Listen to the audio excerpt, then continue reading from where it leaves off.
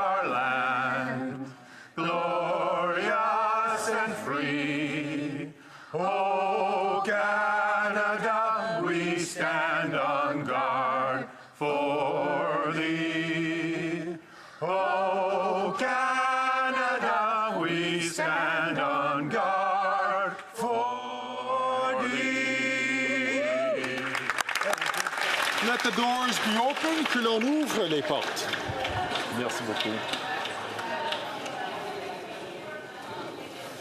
Statements by members. Déclaration de députés. The honourable member from Humber River, Black Creek. Thank you, Mr. Speaker. For 15 years, the Canadian Transplant Society has been at the forefront of organ donation advocacy in Canada, working to eliminate cornea blindness through increased awareness and education. Cornea blindness impacts adults and children of all ages. It does not discriminate.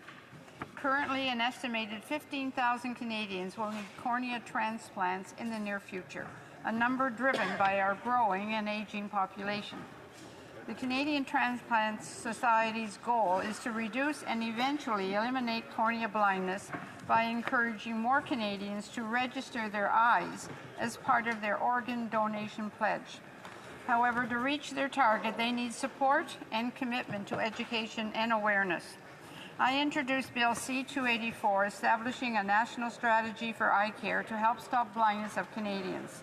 This bill will have a direct, positive impact on Canadians' vision health and support for organizations like the Canadian Transplant Society. Together, we can make a significant impact on reducing cornea blindness in Canada. Thank you. The honourable member from Oshawa. Mr. Speaker, I rise today as we in Oshawa mourn the loss of a longtime friend and volunteer, Al Fillmore. When my daughter first met Al, she believed that he was actually Santa Claus. His white beard and huge smile were a dead giveaway. Whether it was his work at the Legion, the Moose Lodge, or his expertise in recycling medical devices, which he freely gave out to hundreds of patients to help them stay at home, Al's service was a light that was always present in Oshawa. He was the person that you could always count on to deliver. His gruff exterior and his strong opinions shielded his big heart and his desire to always lend a hand to those who needed it the most. On September 7th, I was honored to attend his memorial along with his daughter, granddaughter, his friends from the Red Rum First Nations Motorcycle Club, where he took his last ride. Thank you for sharing Al with us. Al, I know you're resting in the arms of your Creator, and Oshawa's Santa spirit will be remembered by the many lives you touched. God bless. The honourable member from Newmarket, Aurora. Mr. Speaker, on September 22nd, we honor the incredible life and legacy of World War II veteran Jim Parks on his 100th birthday. A true Canadian hero, Jim's contributions to our country and the world are immeasurable. As a young soldier, he bravely landed on Juno Beach during World War II and continued his service with unwavering dedication. His tireless efforts to educate others about Canada's role in the war through the Royal Canadian Legion's Memorial Project and his fundraising for Juno Beach highlight the impact of his career. Jim's resilience and commitment are sharing history that inspire us all. We celebrate not only his century of life, but also his lasting influence on future generations. I look forward to the Newmarket community coming together on October 16th to celebrate Mr. Parks. Congratulations, Jim, and thank you for your remarkable service to Canada.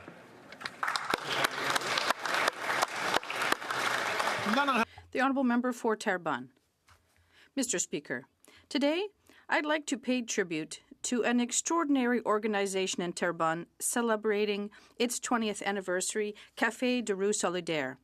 For the past 2 decades, it has been working to prevent social exclusion and support vulnerable young people aged 18 to 30 facing homelessness. Under the exemplary coordination of Cindy and Mariette, Café de Rue Solidaire has succeeded in helping hundreds of young people in Terrebonne who are the first to suffer from the housing crisis. Café de Rue Solidaire is also a self-help network offering psychosocial support, storage, food assistance, and much more. Last year alone, they provided prevention and support services to over 1,000 people. Today, as we celebrate this anniversary, we recognize their immense contribution to Terrebonne's community and reiterate our support for their important mission. Thank you, Café de Rue Solidaire, for your invaluable impact on the lives of our young residents of Terrebonne. The Honourable Member for Ottawa-Vanier. Speaker, behind every paycheck, there's thousands of Canadians working hard to ensure accuracy and timeliness. I rise today as a proud supporter of all payroll workers, many of whom are women dedicated to the vital role of payroll. From September 16th to 20th, the National Payroll Institute is celebrating National Payroll Week. And to mark the occasion, President and CEO Peter Tsanakis is here in Parliament today.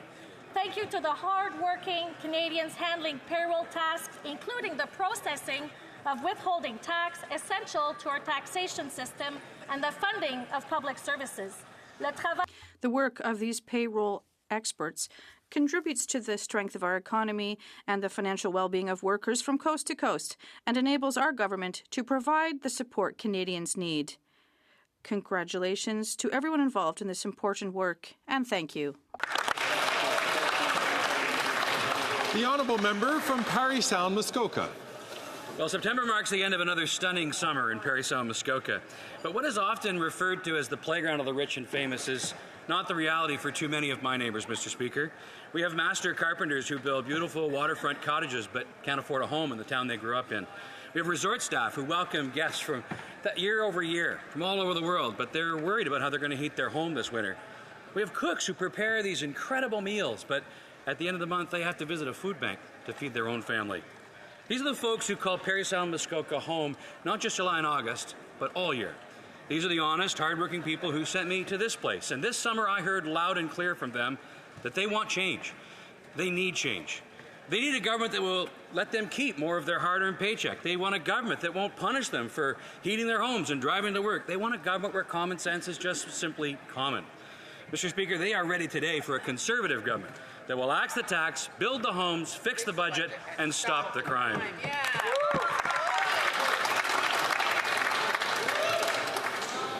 The Honourable Member from Vancouver, Granville. Thank you, Mr. Speaker. As this parliamentary session begins, I rise to recognize the important work that firefighters did throughout the summer from coast to coast to coast. From protecting our communities to saving people's lives, firefighters are true heroes who put the country's interests ahead of their own. On behalf of the constituents of Vancouver Granville, I want to thank BC firefighters and Vancouver's Fire Rescue Services for all they do. Their dedication and courage inspires us all. Mr. Speaker, firefighters are vital pillars of our community who safeguard us from the devastating impact of climate change. They are there to save lives in our homes or in public spaces. We know that we can count on their bravery and commitment to protecting Canadians. They show up for us at community barbecues, they are there in our homes, and they're always there to make sure that we're okay. That's why we've always been there for our firefighters and why that will never change. From important measures on cancer treatment to unprecedented funding for training and recruitment, we're just getting started. Thank you to those firefighters, Mr. Speaker. Thank you.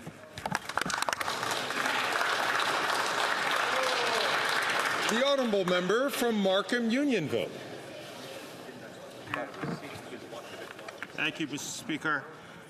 As the Member of Parliament for Markham Unionville, a beautiful, diverse riding with people of East and Southeast Asian backgrounds, I rise today to extend my warmest wishes to all on the occasion of the Mid-Autumn Festival, also known as the Moon Festival, that was celebrated yesterday. For Chinese, Korean, Japanese, and Vietnamese community, this festival symbolizes family, gratitude, and hope. Across our country and the world, families will gather to share traditional mooncakes and light lantern for prosperity and good fortune.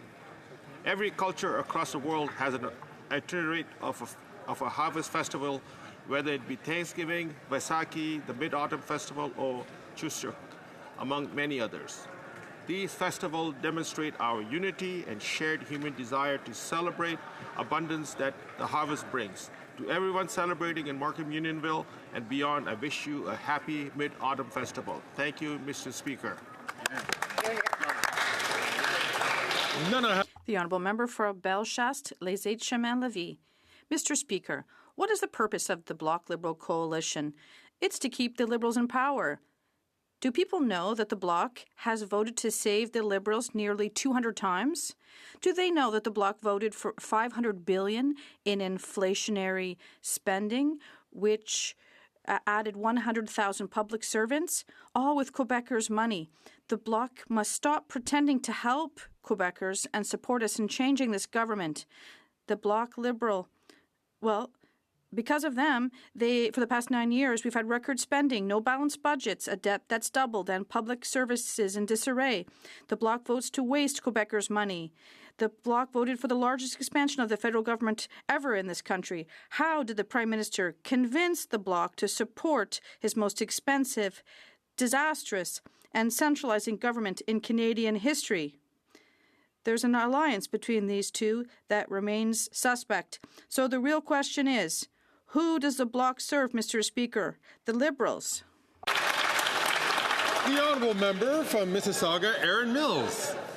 Mr. Speaker, I am so delighted today to welcome my Mississauga Erin Mills Women's Council and Youth Council to Ottawa. These brave Canadians are doing phenomenal work engaging with constituents to help me advocate on the issues that matter most to us and ours. Over the past year, they have held events and workshops for health and wellness, mental health, career development, entrepreneurship, food insecurity, and more. All the while, they continue to contribute to our community in their professional, student, and volunteer work. Today, they have brought their advocacy to Ottawa to witness our democracy in action and will meet with officials to share their vision. I want to take this opportunity to thank every member of these councils for their dedication, their leadership, and their commitment to our community here in Mississauga Erin Mills. Thank you, Mr. Speaker. Bravo. I could ask all members, I'd like to ask all members to keep things quieter so we can hear the statements by members. Keep it quiet so we could hear the members make their, because I know we all want to hear from the Honourable Member from Oxford.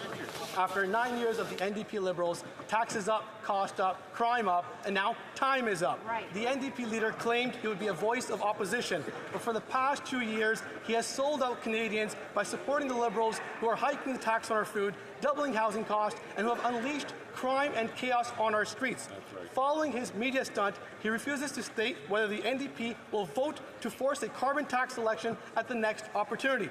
The truth is that the NDP have voted for the carbon tax 24 times. Wow. They have been a part of this Liberal problem. They have been there every step of the way. Canadians need a carbon tax election now to decide between the costly Liberal NDP coalition that will hike taxes on your food, punish your work, and take your money, or a common sense Conservative government that will axe the tax, build the homes, fix the budget, and stop the crime. Let's bring it home. Bring it home.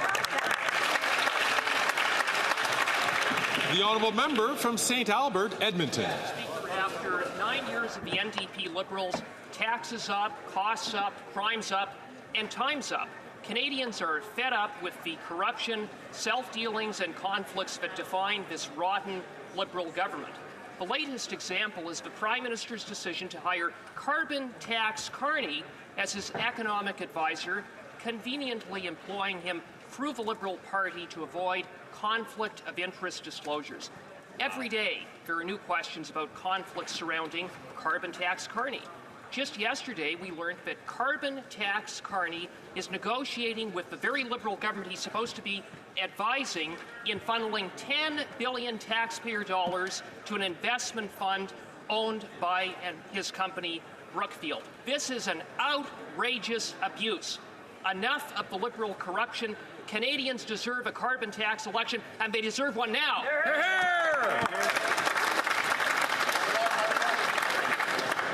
If I could ask members to please take their seats so that the Speaker could see the Honourable... I'd like to be able to see the Honourable Member for Argenteuil, La Petite Nation. Thank you, Mr. Speaker. I'd like to take this opportunity today to congratulate Simo Enes, a 24-year-old man living with autism spectrum disorder. Simon was hired through the Canada Summer Jobs Program by Initiatives Biodiversité, a nonprofit that protects endangered species throughout the Laurentians.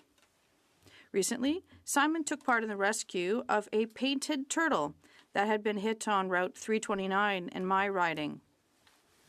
He also took part in the rehabilitation of a turtle named Hope, and on Friday, she and 2 of her hatchlings were released at Solar Lake in the municipality of Gore. Mr. Speaker, Simon's experience shows just how essential the Canada Summer Jobs Program is for including young people experiencing social professional integration difficulties. Bravo, Simon.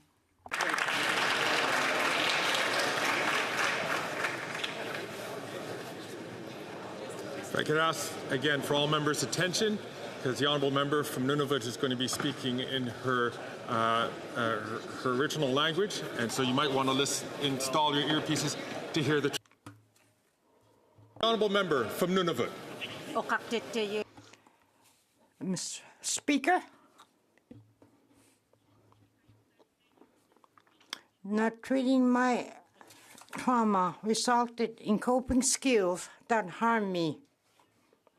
I thank Johnny Ningungat for sharing his faith with me.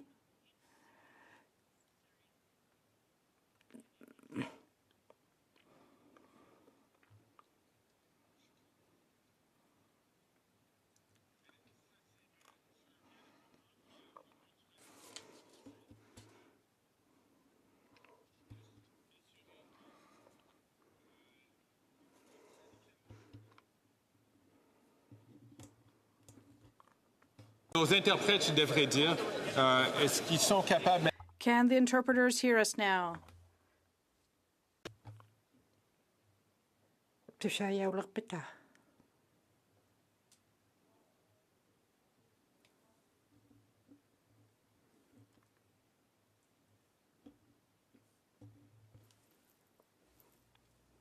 I can't hear her.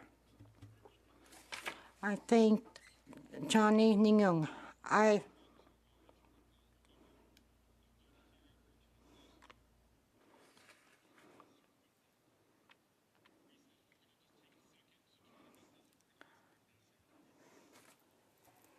If I could ask for her patience.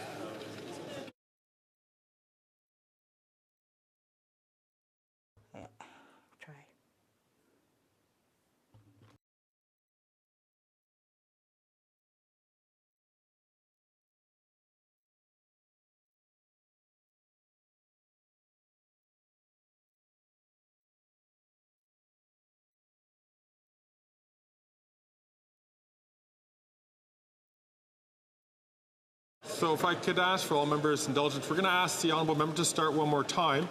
If it doesn't work for the translation into French, what we will do is that I'll come back to the member before the end of the period required for SO31s so that she can make her statement, but hopefully we'll work it out by then. Hopefully we'll work it out by now. So thanks for all members' patience, and I ask the honourable member from Nunavut to start again. Mr. Speaker, not treating my trauma resulted in coping skills that harmed me.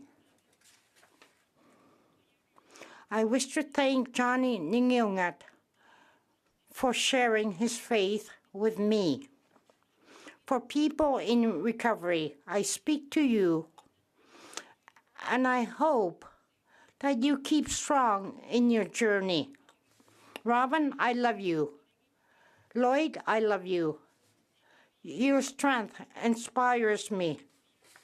I thank the Bruce Oak Recovery Center and the family of Scott Oak and his family for establishing the center.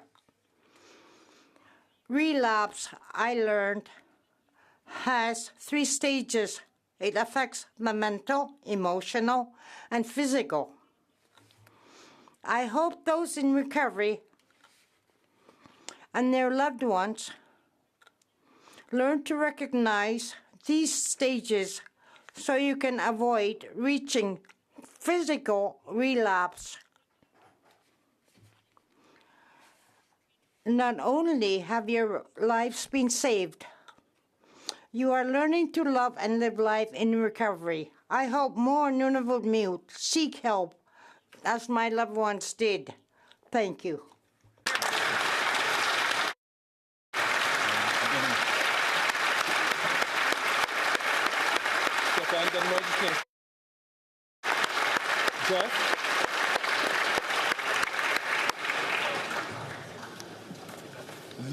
The Honourable Member for Manicouagan. On behalf of the Bloc Québécois, I'd like to thank the citizens of La Salle et Mar-Verdun for placing their trust in Louis-Philippe Sauvé. Mr. Sauvé made only one election promise to prove himself worthy of that trust, and I've known Louis-Philippe for many years. He'll keep his word. People have sent a clear message by choosing an MP who uncompromisingly defends the interests of Quebecers in Montreal Southwest, an MP who shares their concerns about housing, climate change, and the cost of living, an MP who ran a positive campaign, for example on French language issues, rather than one based on fear and division, an MP who campaigned intelligently, addressing voters with smart, realistic proposals. Above all, citizens have chosen an MP with a heart, in tune with the aspirations of the people of La Salle et Mar-Verdun, and courageous in the face of adversity. Louis-Philippe Sauvé, your place is here with us on the Hill in Ottawa. Welcome home and congratulations.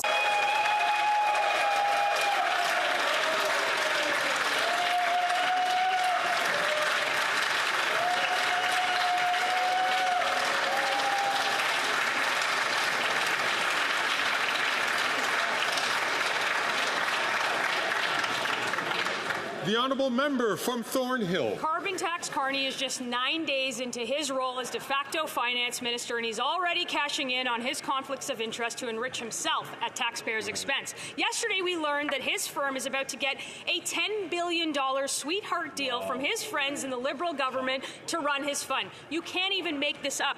Every day, there are new questions about his conflicts. Just days after his official appointment, his close friend, the CEO of Telesat, got more than $2 billion of your tax dollars to build a broadband network that other firms could have built for half that price. While Canadians struggle to put food on the table, it's never been better to be a well-connected Liberal. It's time to come clean. How much does Carbon Tax Carney and his firm at Brookfield pocket in management fees from taxpayers in this new fund? And if they don't plan on answering us, I'm sure the Ethics Commissioner can shed some light on the brazen corruption of Canada's unelected finance minister who's gunning for the PM's job. Right. In the meantime, they get rich and Canadians get fleeced. Right.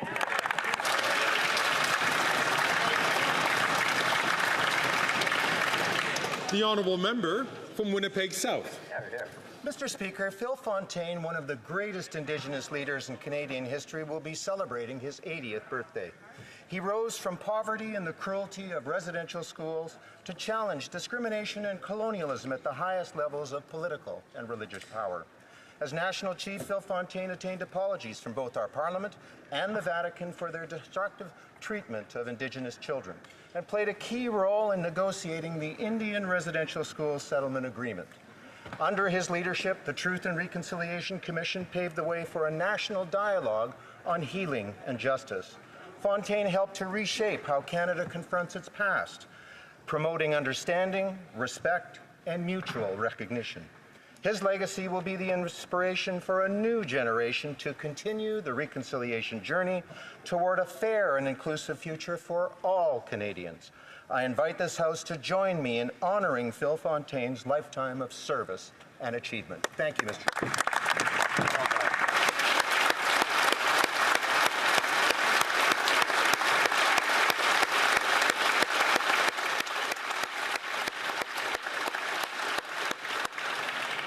Questions orales, oral questions. The Honourable Leader of the Opposition. We've just learned that the Bloc will be voting to keep the most costly Prime Minister and most centralizing Prime Minister in history in power. A government that's doubled the cost of housing, doubled the national debt, increased the cost of groceries, broken our immigration system, pushing Quebec to the breaking point. How can the Bloc abandon Quebecers to prop up this Prime Minister, the most costly and centralizing one in our country's history? The Right Honourable Prime Minister. Once again, Mr. Speaker, we see the Leader of the Opposition is only concerned about his own political interests and not the interests of Canadians and Quebecers.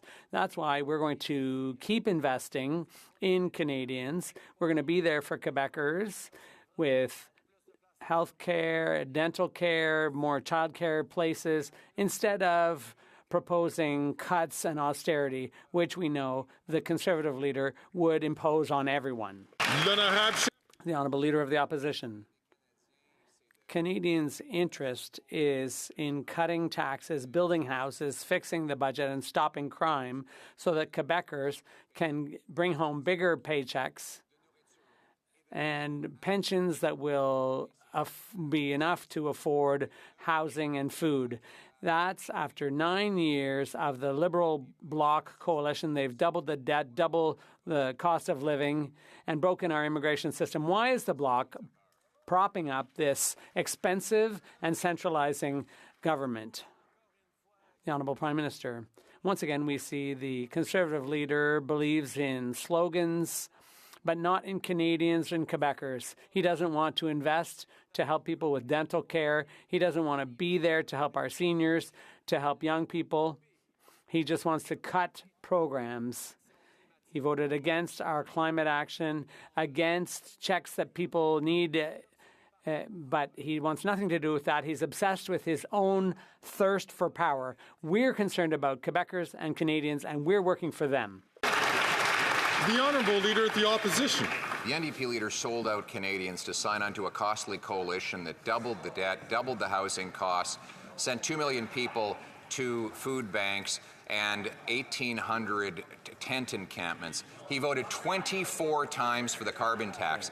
And since he did his dramatic video, he's refused to answer 40 times whether he'd vote non-confidence. Now that he knows that the Bloc is going to keep the Liberals in power, he'll stand up and claim that he's voting against. Mr. Speaker, why won't the NDP stand up when it counts so that we can end this costly coalition and elect a common sense government?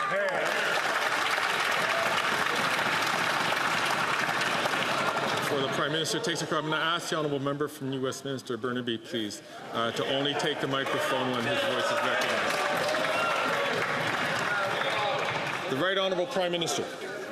Mr. Speaker, once again, we see that the Leader of the Opposition enjoys his political games, enjoys chasing after his own political interests, and has not a second to care for Canadians' interests. He's actually in a bad mood because inflation has come down for Canadians. He doesn't care about their interests. That's why we're going to continue to deliver for Canadians. We're going to continue to step up with investments that are going to support Canadians, fight climate change, and build a brighter future for everyone. The Honourable Leader of the Opposition. Mr. Speaker, after 9 years of this costly NDP carbon tax coalition, what's happened? What's up? Taxes up, costs up, crimes up, time's up. What Canadians need is hope. By choosing a common sense government that axes taxes, builds homes, fixes the budget, and stops the crime so they can earn powerful paychecks and pensions that buy affordable food, gas, and homes in safe neighborhoods, protected by a strong military. Why can't we bring it home now?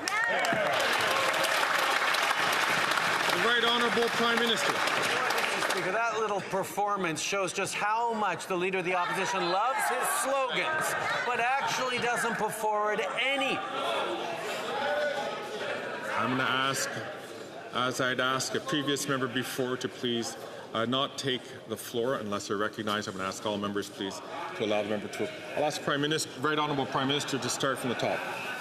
Boy, Mr. Speaker, point out the performance of the Leader of the Opposition, and his colleagues get all upset because they know that he doesn't actually care about Canadians. He doesn't care about the programs we're delivering. He doesn't care about stepping up to support Canadians. He's actually in a bad mood because inflation has come down to 2%, Mr. Speaker, and it ruins his little just inflation slogan. He is so upset because he's cared about his own interests and not the interests of Canadians.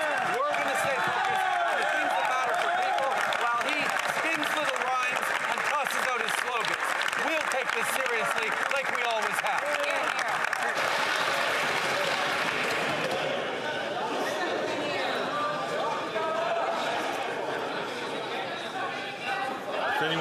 If anyone had any doubt, it's definitely Wednesday.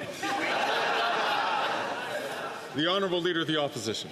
Mr. Speaker, the just inflation tagline works now better than ever. He can try to call himself Rocky Balboa and play fight songs to aggrandize himself as the star. But the people lined up at food banks, 2 million of them every month, know better. The people who are living in the 1,800 Ontario tent encampments know better. The 35 homeless encampments in Halifax, the people there know better. They know that we need to fire this costly carbon tax coalition so we can elect a common sense government that will bring it home for them.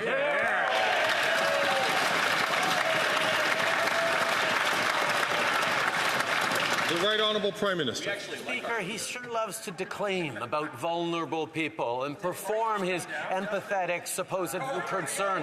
But the reality is he is using vulnerable people for his own political gains. If he actually cared about people, he wouldn't have voted against dental care for 700,000 seniors. He wouldn't have voted against a school food policy that's helping families with $800 worth of groceries a year. He's not making the investments in Canadians. He wants to cut programs, make Canadians suffer, so he can sit in the big chair.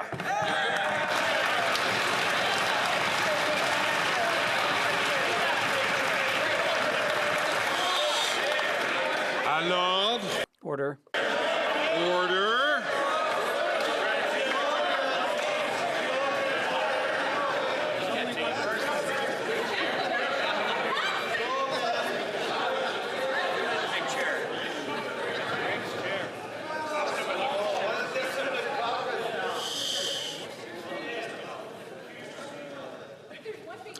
Then I have the Honourable Member for Belleuil-Chambly. The Prime Minister appointed a special envoy to fight Islamophobia, and she felt that her terms of reference included criticizing Quebec's universities for not providing for student security. Perhaps we don't see Islamophobia in the same way because some would say that this position is, strictly speaking, a liberal activist and political position. So I'd like to ask the Prime Minister, what is his definition of Islamophobia? The Right Honourable Prime Minister. Mr. Speaker, this government recognized that there was a rise in intolerance of all kinds all across the country, and we had a duty to recognize that and fight against it. That's why we appointed a special representative against Islamophobia and also a special rep against anti-Semitism. And we also recognize systemic discrimination in our institutions. So we have lots of challenges to face in bringing Canadians together and in addressing our challenges together to create a more peaceful and respectful country, the country that we now have. The Honourable Member for Belleuil-Chambly. This is no small thing. The Prime Minister does not know the definition of Islamophobia. Does he think that without a definition, criticizing Quebec universities reduces Islamophobia somehow? Or does it rather polarize Canadians and pit them against one another? The Right Honourable Prime Minister. Mr. Speaker, as the member opposite knows full well, I am a proud Quebecer, and I am proud that the Liberal Party of Canada has more Quebec members than the Bloc Québécois does. So we are proud Canadians, proud Quebecers, and we know that in every institution all across country there are challenges around racism, systemic discrimination, and so on, and we need to address those issues, and that's the work we're doing because we know everyone should feel included and respected within our country, and unfortunately, we're seeing a rise in intolerance all across the country. So it's our duty, all of our duties, to come together and listen to one another. The Honourable Member for Rosemont-la-Petite-Patrie. Mr. Speaker, all over the country, Conservative governments are privatizing our health care. They want people to have to pay to see a doctor, and it's no different in Quebec. But this Prime Minister is too weak to stand up to the Conservatives, and the people are the ones paying the price. What's it going to take for him to stand up to defend the principles of universal public health care?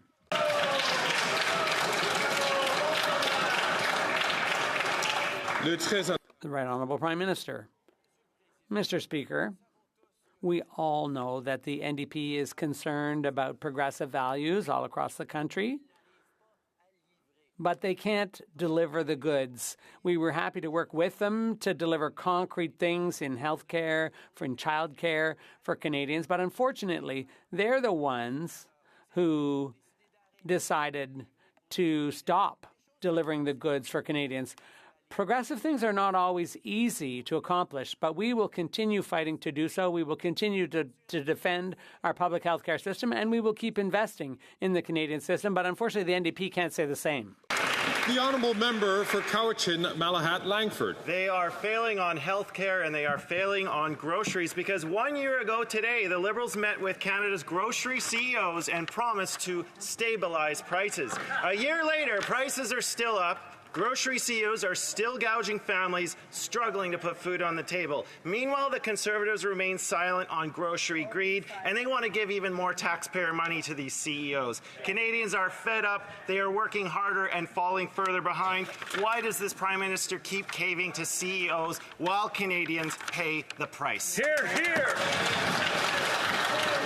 The Right Honourable Prime Minister. Mr. Speaker, unfortunately, the NDP is taking a page out of the Conservative playbook and choosing slogans rather than the hard work that will actually help Canadians. Right. We've delivered some of the most comprehensive reforms to the Competition Act in order to hold big grocers account for the work that they're doing in terms of delivering for Canadians. We've also moved forward on a national school food program that's putting more food in the bellies of 400,000 kids across the country as provinces come on board, and is going to save parents up to $800 on their grocery bills. These are things tangibly that we're busy delivering while they're playing politics.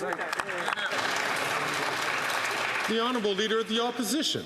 April 30th, 2014. Life in Canada, home of the world's most affluent middle class, the New York Times. Yet, today, almost a decade after that NDP Liberal Prime Minister has been in what he calls the big chair, Canada's GDP per capita is actually down, while the American one is up 19%. His carbon taxes are strangling growth. How could the solution possibly be to quadruple the tax to 61 cents a litre and send more jobs and businesses south? The Right Honourable Prime Minister. Speaker, we know the Leader of the Opposition doesn't believe in climate change and doesn't believe in putting more money in the pockets of Canadians with the Canada carbon rebate. How many wildfires, hurricanes, droughts are going to go after Canadians' lives and livelihoods before he understands you can't have a plan for the economy unless you have a plan for the environment? The Honourable Leader of the Opposition. He doesn't have a plan for either, as evidenced by the fact that he came completely unglued and started spitting out personal insults and crying, "Liar, liar, liar," on a radio station the other day when he learned that I had pointed to his own government report, which showed that his carbon tax will blow a $25 to $30 billion hole in our GDP. This was from a report that his government tabled in the House of Commons. if, in fact, his government is lying about the true cost of the carbon tax to our economy, then what is the true cost? The Right Honourable Prime Minister. Mr. Speaker, the Parliamentary Budget Officer demonstrated that 8 out of 10 Canadian families do better with the Canada carbon rebate every 3 months than the cost of the price on pollution. And on top of that, Canadians know the price on pollution has brought down our emissions faster than any other G7 country at the same time as it is supporting Canadians in the middle class and working hard to join it. We're going to continue to fight climate change and invest in a strong economy for the future, while the Leader of the Opposition continues to deny climate change and cut programs and services that Canadians rely on. That's right. The Honourable Leader of the Opposition. Mr. Speaker, you can't sit in the big chair if you can't read your own government documents. The Environment and Climate Change Canada carbon pollution pricing data tabled in this House by his government said that it will cost between $25 and $30 billion in lost GDP when this tax is implemented. A further document tabled by his Environment Minister on Carbon Tax 2 says there will be another $9 billion hole for a total of between $34 and $40 billion. Now he screams that this is all lies. Again, if his government documents are lying, what is the true cost of the carbon tax to our economy? The Right Honourable Prime Minister.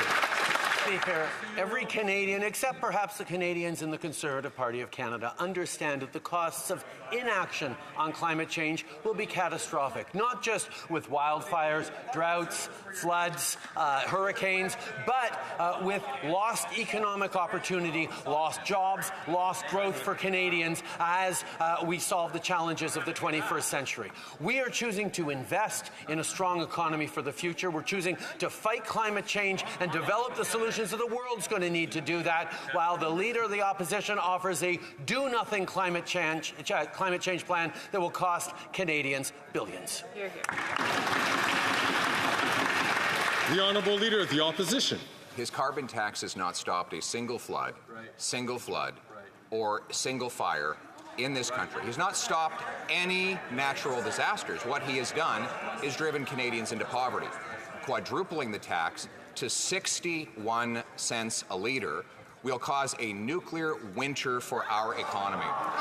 Something that his carbon tax coalition partners in the NDP have voted to bring about. So if he really is so confident in a 61 cent a litre tax, why doesn't he call a carbon tax election and let Canadians decide?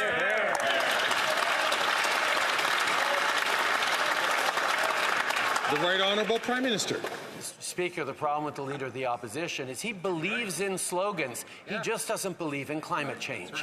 The fact is, our plan to fight climate change is not just putting more money in the pockets of 8 out of 10 Canadians across the country, but is bringing down emissions and creating jobs and opportunity for Canadians for generations to come. His climate change denialism, his do-nothing plan to fight climate change is going to hurt Canadians. We are going to continue to build a strong economy for the future because we know fighting climate change is part of it.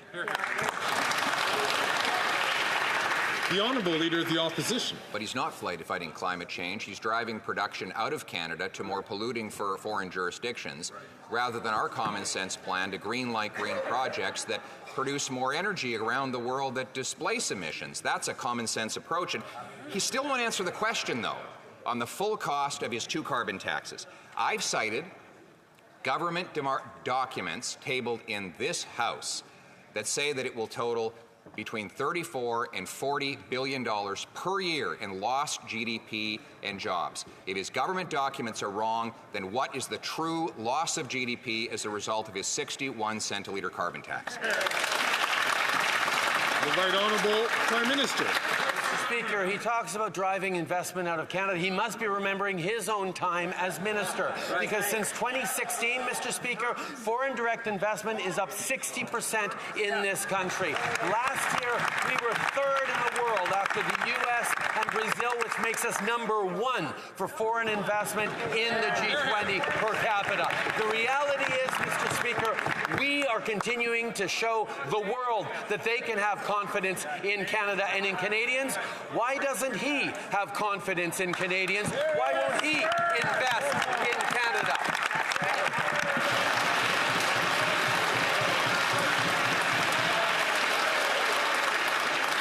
The Honourable Leader of the Opposition. Mr. Speaker, the Deputy Governor of the Bank of Canada said of Canada's investment problems, emergency break glass. Canadian workers get 55 cents of investment for every dollar American workers get, and only 65 cents for every dollar that an OECD worker gets. The gap between the Canadian and U.S. economy is now at a 100-year high after 9 years of the NDP Liberals. So one last time, his own documents show that his 61 cent a litre carbon tax will blow a $40 billion hole in our economy. If that number's not right, what is the real number? The Right Honourable Prime Minister.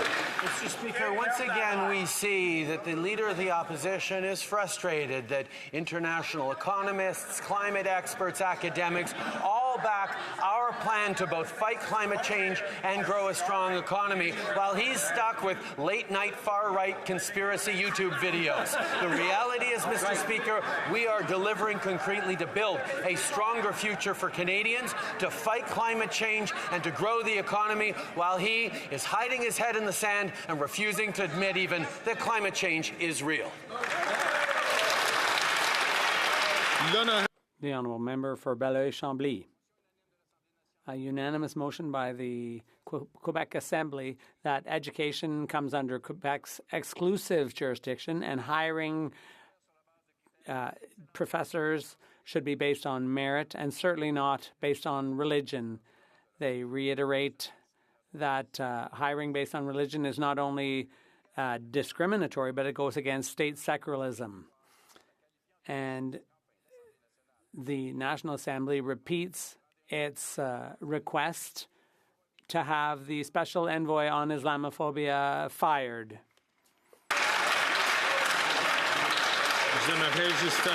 I'd just like to remind all members, I know there was a lot of content in that question, and it's difficult for our interpreters to interpret all of that. And so we should speak at a speed that's reasonable for our interpreters. Right Honourable Prime Minister. Mr. Speaker, let me be crystal clear. The universities have to hire the best possible people for the job. That's their job. But we also recognize that universities have policies that they've put in place to ensure that their staff reflect the diversity of the communities they serve. So I have full confidence in our universities, and we must always keep fighting systemic discrimination in all our institutions from coast to coast to coast. The Honourable Member for Belleuil-Chambly. Does it take 9 years to learn not to answer questions? The National Assembly of Quebec unanimously said that your person has insulted all of us. We're calling for her resignation. Are you on Ms. El-Gawabi's position against Quebec? Are you on her side and against the National Assembly of Quebec with all its elected representatives? If not, let it be known. Le Très Honorable Premier Ministre. The Right Honourable Prime Minister. To suggest in this place that a member from Quebec elected by Quebecers does not represent his constituents is an insult to this very place, and the Bloc, which was elected to this place, should be ashamed of saying such a thing.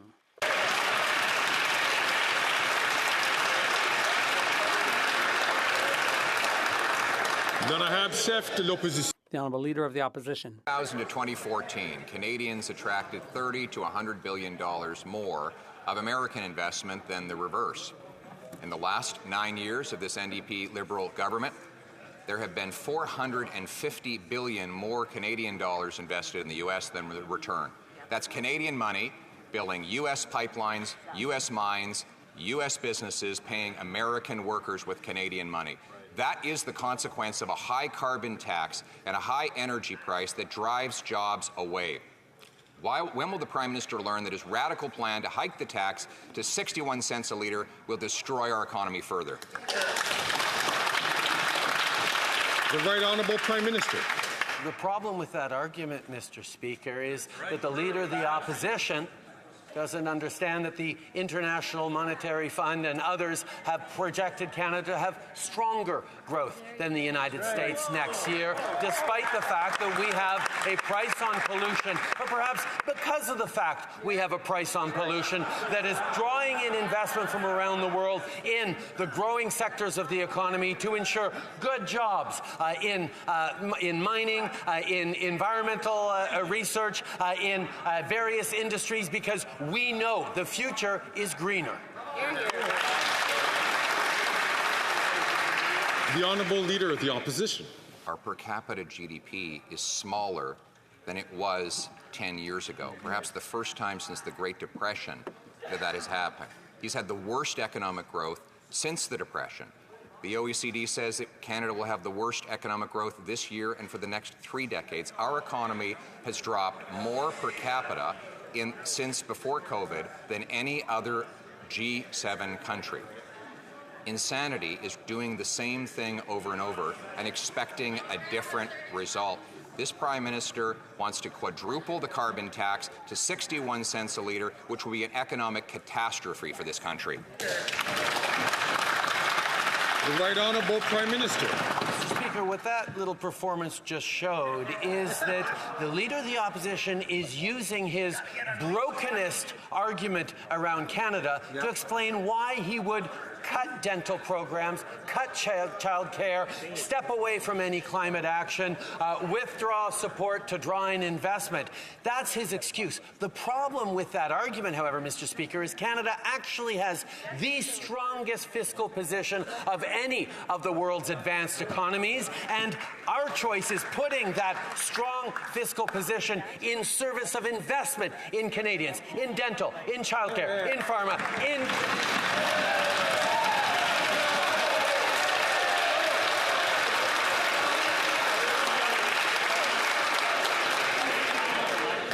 The Honourable Leader of the Opposition. There he goes again, telling Canadians they've never had it so good.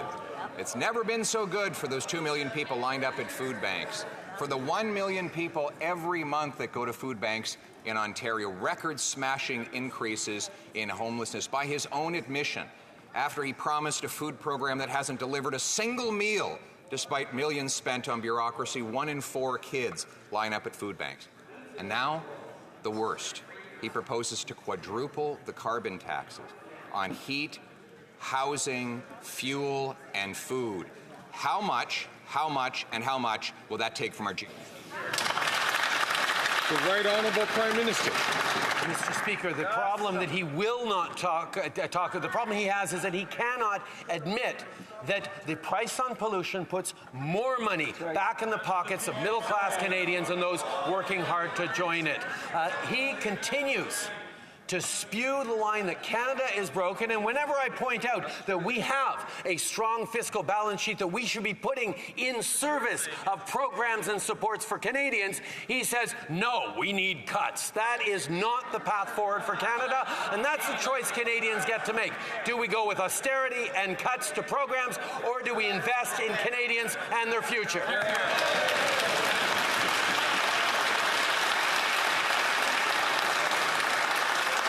The Honourable Leader of the Opposition.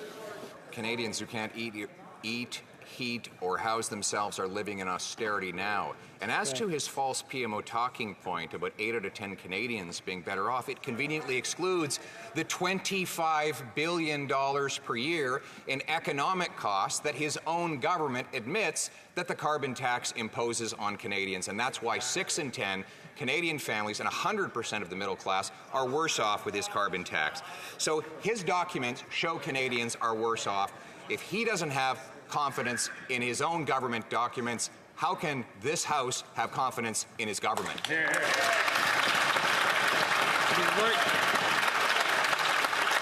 The Right Honourable Prime Minister.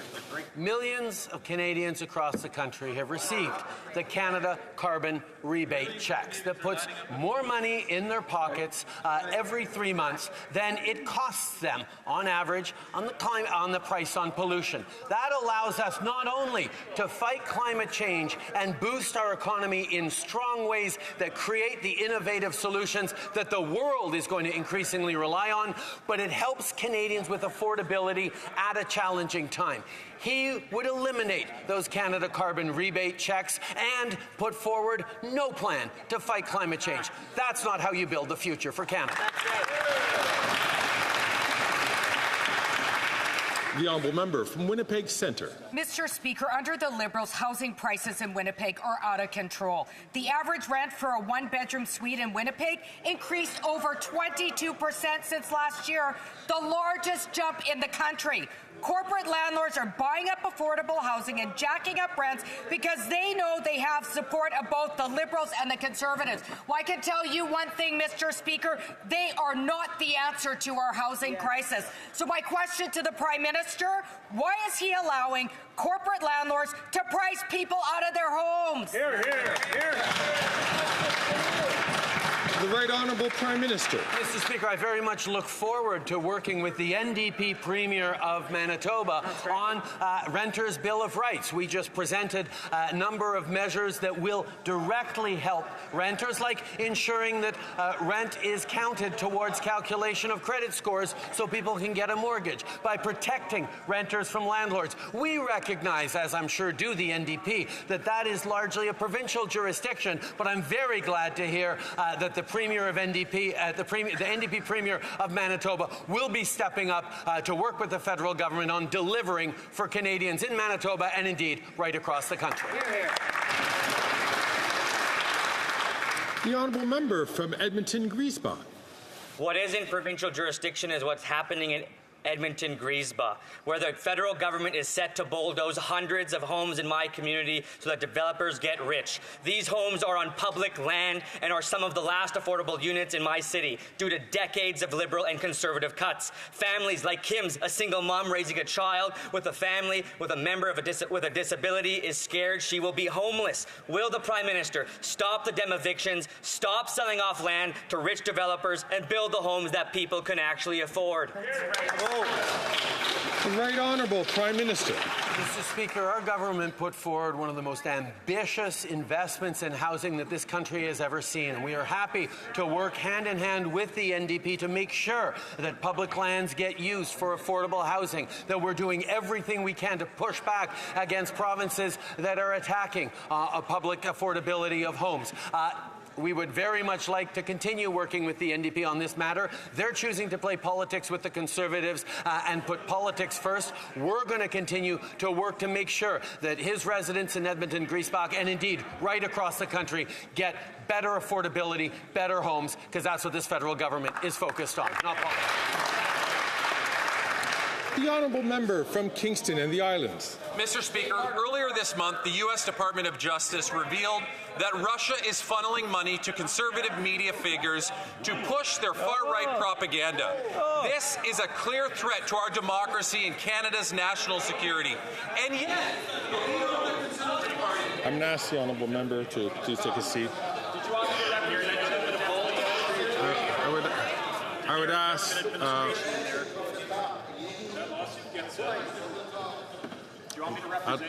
I would like to ask all honourable members to please not take their time out of turn on both sides of the House so that we can hear the question that's being asked. I'm going to invite the honourable member from Kingston and the Islands to start from the top so that the Speaker can hear the question. And I ask all members to please hold with their comments. The honourable member from Kingston and the Islands. Mr. Speaker, earlier this month, the U.S. Department of Justice revealed that Russia is funneling money to conservative media figures to push a far-right propaganda. This is a clear threat to our democracy and Canada's national security. And yet, the leader of the Conservative Party is directing his MPs to block the Public Safety Committee's study on this real issue. Can the Prime Minister tell this House what our government is doing to protect Canadians from this very real threat of foreign interference?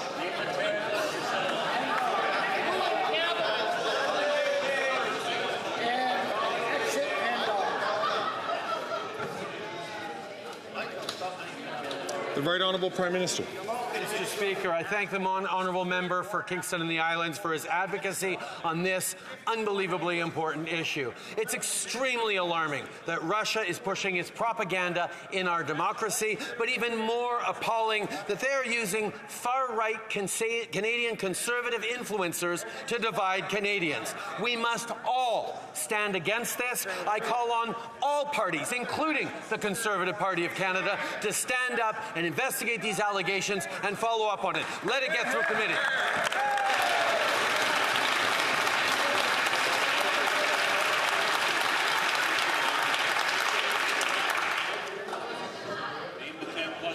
Order.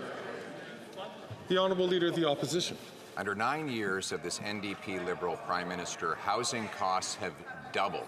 Now, he said he was going to create a $4 billion fund to give to cities to speed up home building. So he gave Toronto City Hall $500 million. What did they do? Hiked building taxes by 42%. He gave Ottawa City Hall $200 million, so they could hike taxes by 11%. He gave Mississauga City Hall $113 million, so they could hike taxes by 22%.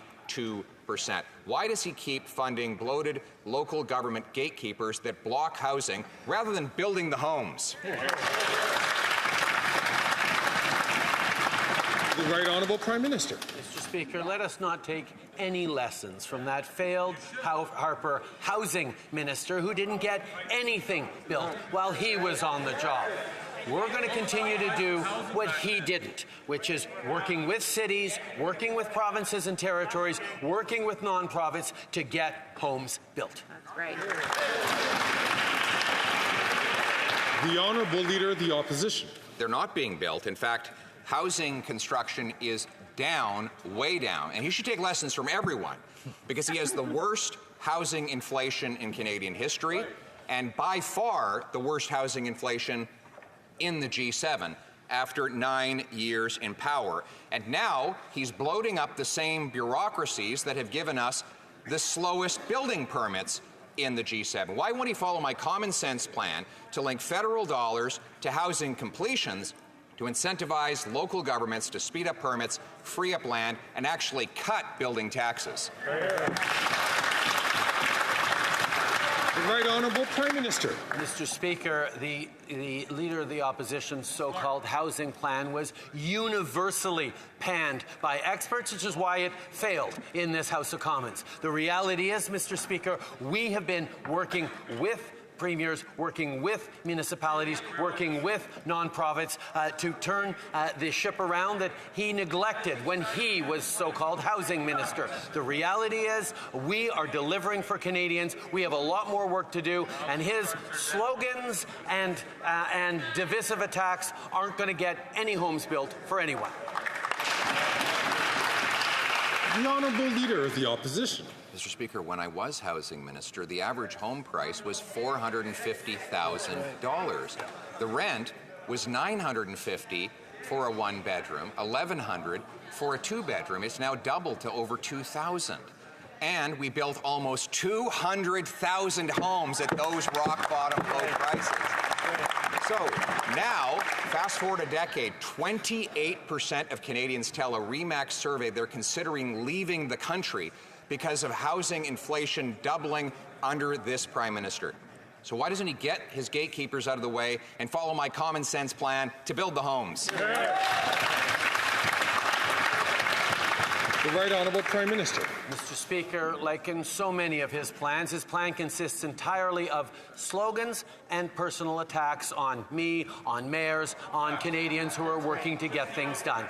We are investing in partnership with municipalities to change zoning laws, to invest in public lands, to support nonprofits to build more units. I was just in Vancouver meeting with the extraordinary folks of the Vancouver Chinatown Foundation that are delivering a unit that this young woman can now live in and afford because of investments this federal government has delivered. We're going to be there for Canadians while he's there for himself.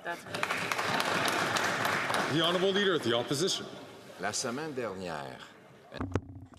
Last week, a woman was stabbed near a hard drugs injection site, the Maison Benoît Labre, near a primary school.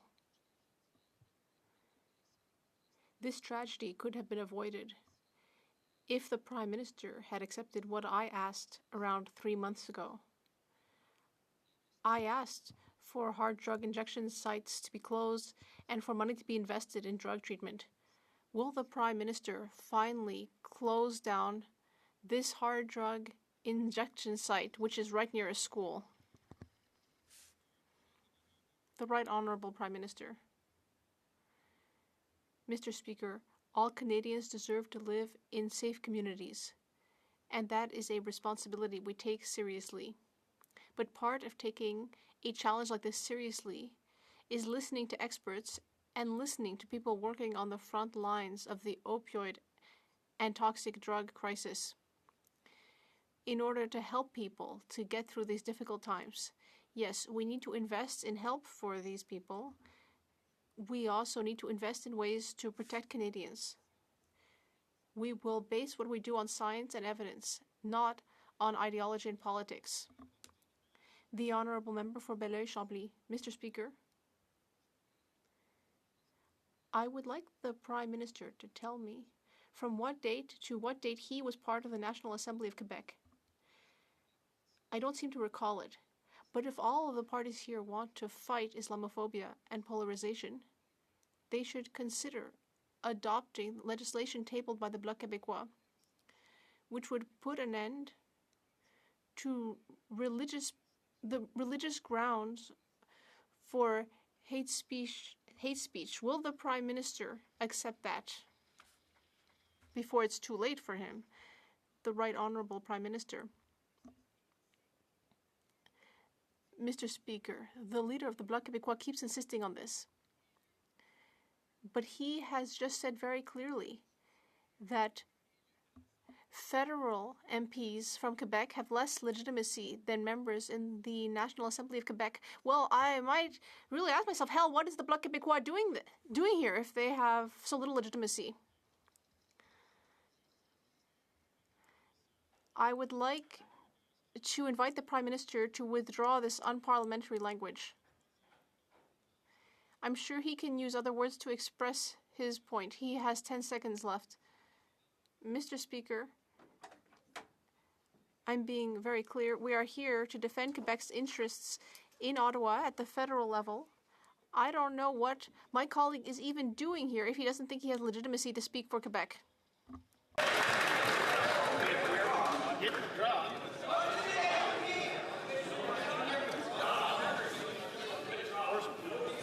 Avant qu'on continue, Before going on, this is an important point. I would just like to ask the Prime Minister to withdraw the unparliamentary language.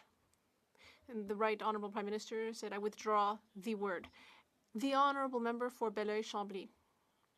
Oh, the Right Honourable Prime Minister. No, I'm sorry. I used the expression mot de campagne to describe what I said, but that's not accurate. I used a different word. I would like to withdraw that. The Honourable Member for Belleuil-Chambly.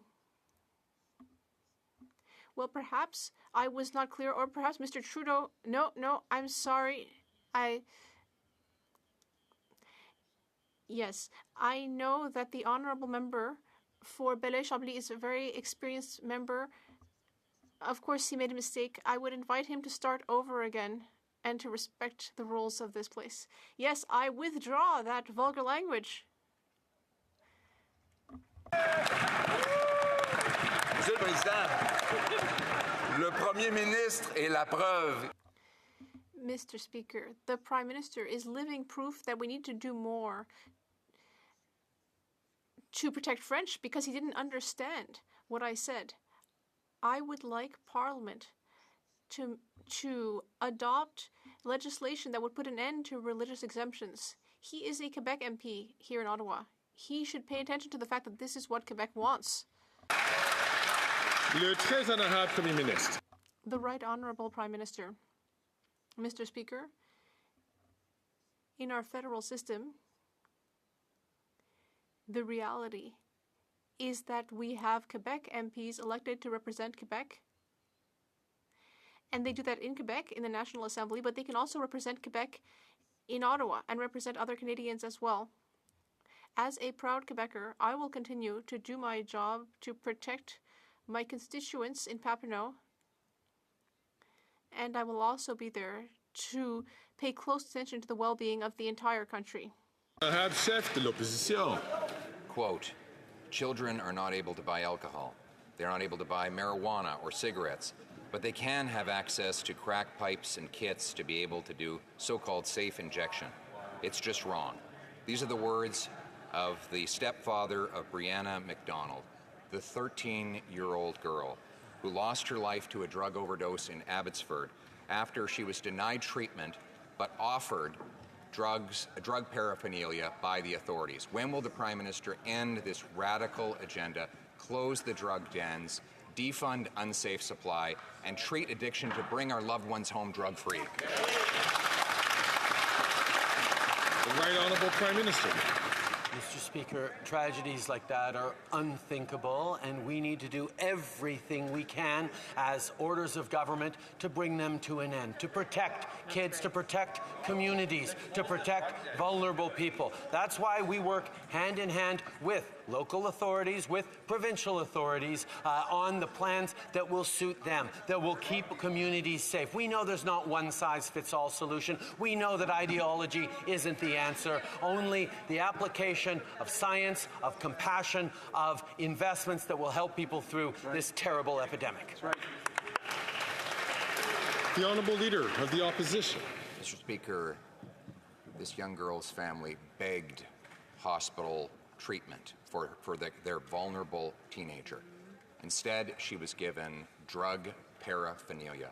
This is all part of the radical experiment that the Prime Minister and the NDP have imposed and have contributed to 47,000 drug overdose deaths, with the biggest increases in the places where this approach has been tried.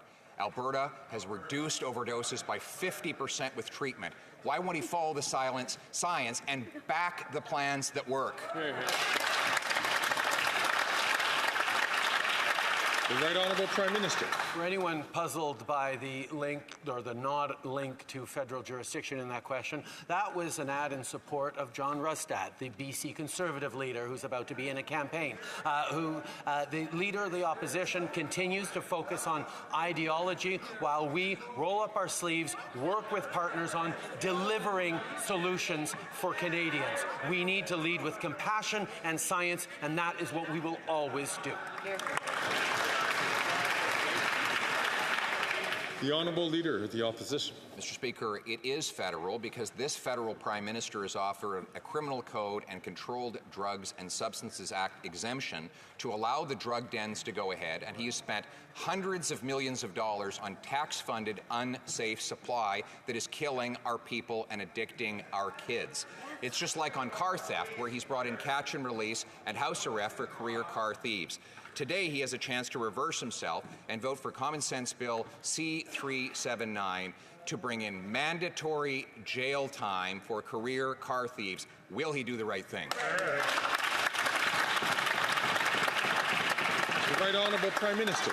Mr. Speaker, once again, we see a return to the failed Stephen Harper tough-on-crime policies that don't work, Mr. Speaker. Mandatory minimums struck down by the Supreme Court don't work. What has worked, Mr. Speaker, is increasing the number of scanners after Stephen Harper's government cut them, increasing the investments in policing, in AI to process and discover which containers will have cars in them, to crack down on auto theft, to step up with science and solutions instead of just flailing around and using the same failed Harper playbook. The honourable member from Laval, Alfred Pellan. Merci, Monsieur le Président. Alors... Thank you, Mr. Speaker. Canadians are going through a housing crisis, and our government is proposing real solutions to do something about it. In November, we signed a $1.8 billion agreement with the government of Quebec to provide housing. Can the Prime Minister tell us about the results of that agreement, which will deliver in my riding, Alfred Pellan, and throughout Quebec? The Right Honourable Prime Minister. Mr. Speaker, I'd like to thank the member for Alfred Pellan. He has worked hard for this important file. In November, we signed a historic $1.8 billion agreement with the government of Quebec to speed up construction of 8,000 housing units. We know that we can only fix the housing crisis if all levels of government work together. The Conservative leader's plan on housing is risible. In fact, it has been mocked by all experts. He wants to tear up the agreement with Quebec. He's not serious on housing. Instead, he's attacking Quebec elected officials. There's a lot of work left for him to do with these paltry policies of his. L'opposition. In 2015, Ahmed Faoud Mustafa El-Didi appeared in an ISIS torture video dismembering a human body on a crucifix. Yet in 2018, this NDP Liberal government let him in, later giving him citizenship, only to find from French authorities that he was plotting a massive terrorist attack on people living in the Toronto area. Also, this last several weeks, we learned that another potential terrorist gained access as under a student visa to plan an attack on New York City Jews. Why won't the Prime Minister reverse the damage he's done to our borders, secure our country, and stop the terrorism? The Right Honourable Prime Minister. Mr. Speaker, if the Leader of the Opposition was genuinely serious in his concern for national security, he would choose to get the top-secret clearance that we have offered him instead of putting forward this little performance. We, on this side of this House, don't play politics with national security.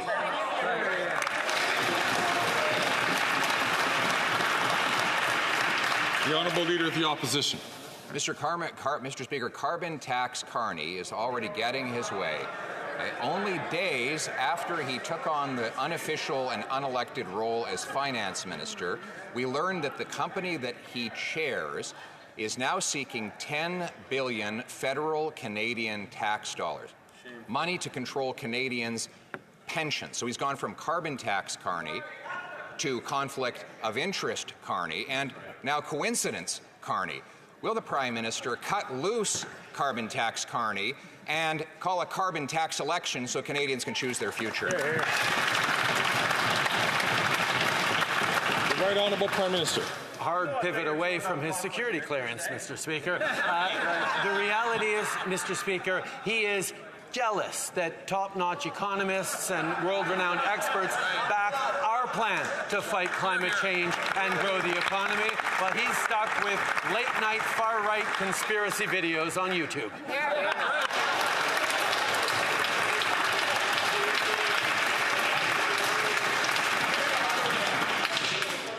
The Honourable Leader.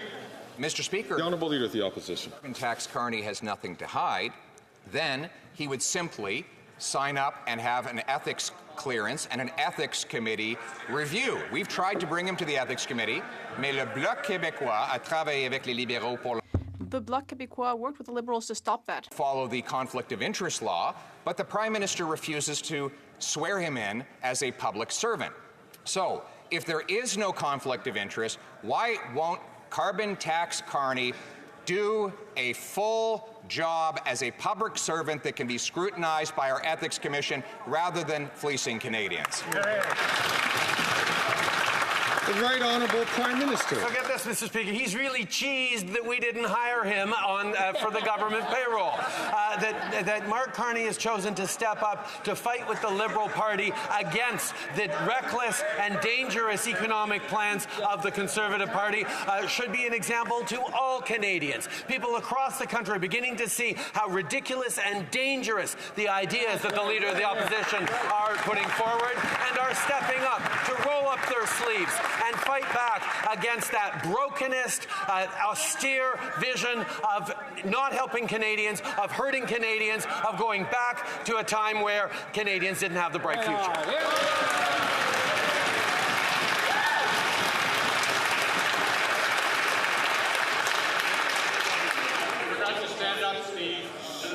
The Honourable Member from Brampton South. Mr. Speaker, rental markets and home prices in communities across the country are making it difficult for Canadians to find an affordable place to live. The current systems in place to guide Canadians while they make these important purchases or protect them are not enough. Can the Prime Minister tell us what protection Canadians will find in the new blueprints for renters and home buyers' Bill of Rights? The Right Honourable Prime Minister. Mr. Speaker, I want to thank the member for Brampton South for her advocacy on this important issue. This week, we released the blueprints for a renter's Bill of Rights and a home buyer's Bill of Rights. It lays out a plan to help protect renters from unfair practices like rent evictions and excessive rent increases, something the Conservative leader couldn't care less about. The Conservative leader is a failed Harper housing minister with a laughable record. Lazy politicians come up with lazy policies and failed results. That's exactly what the Leader of the Opposition is after offering Canadians.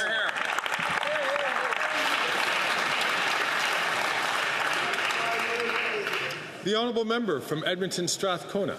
Mr. Speaker, people living in Gaza and the West Bank continue to suffer unbearable atrocities, and Canadians have been pleading with this government to do more to promote peace for both Israelis and Palestinians. And today, the Liberals had a chance.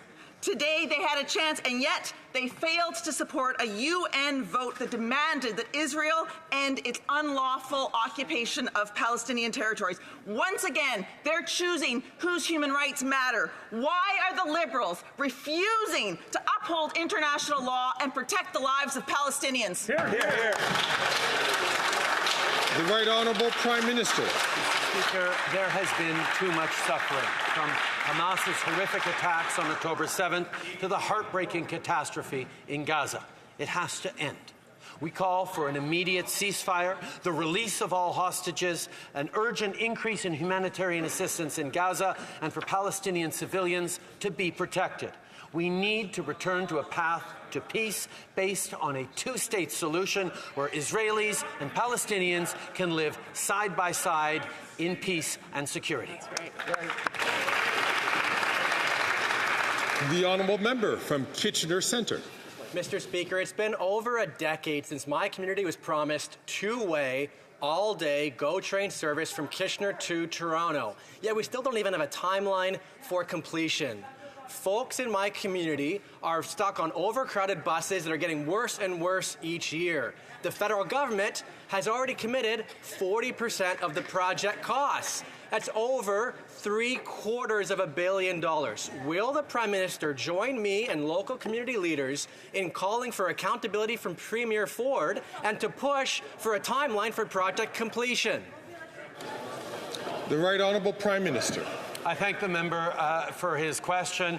Indeed, this government has put record amounts of infrastructure investment on the table to support Canadians in building transit, in building the infrastructure that they need on to get to and from work, to be able to afford better homes closer to work. These are the things that we're continuing to invest in, and we call on all premiers to step up in their investments, to work with us on investing, to not listen to their Conservative colleague in Ottawa who wants to cut and underinvest in infrastructure. Instead, work with us to invest in a stronger future for all Canadians.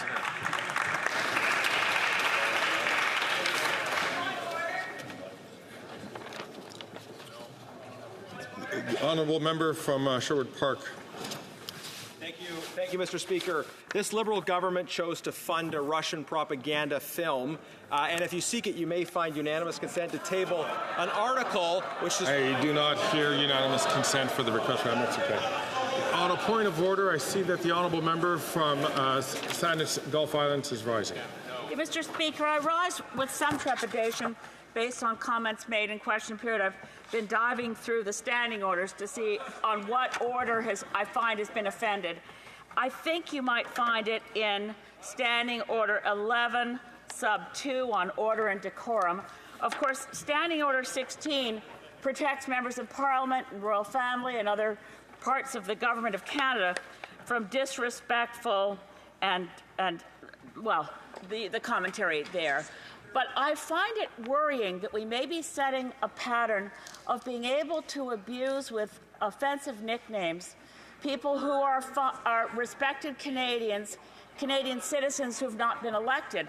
I therefore suggest to you, Mr. Speaker, and you can rule on whether it's appropriate to say that a slur like carbon tax carney might offend Rule 11, Sub 2. I'm sorry, I can't be heard. I thank the honourable member. I thank the honourable member for her intervention and the order.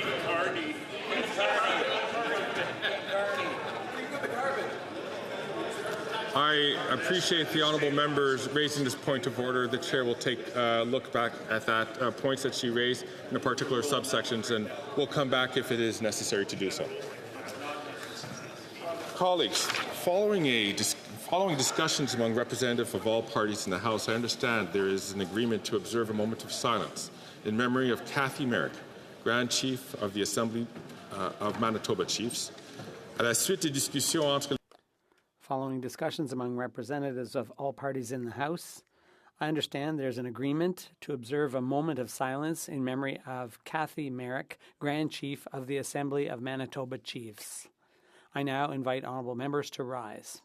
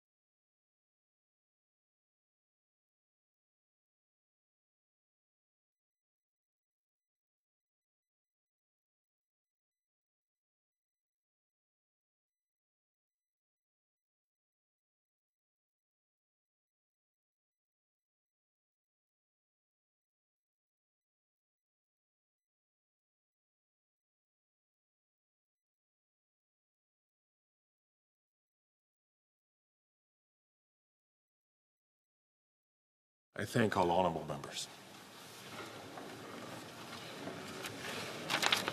It being 3:29, the House will now proceed to the taking of the deferred recorded division on the motion at second reading stage of Bills C-379 under private members' business. Call in the members.